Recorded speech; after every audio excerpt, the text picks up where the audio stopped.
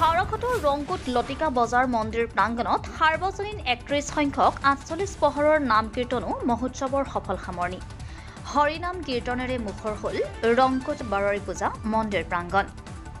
বিগত বৰ্ষৰ এইবাৰো কাৰ্বি আংলং জিলাৰ হাওড়াঘাটৰ সমীপত ৰংকুট লতিকা বজাৰত অৱস্থিত পূজা মন্দিৰত সাৰ্বজনীন ৩১তম ৪৮ প্ৰহৰ নাম কীৰ্তনো মহোৎসৱৰ সফল সামৰণি পৰে।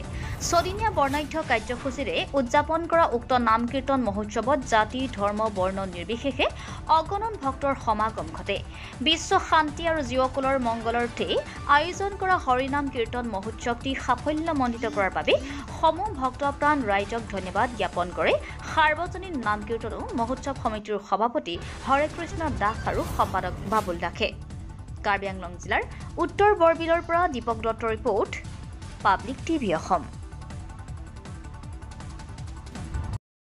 ৩১তম নাম কীর্তন মহোৎসবের আজকের সমাপ্তি।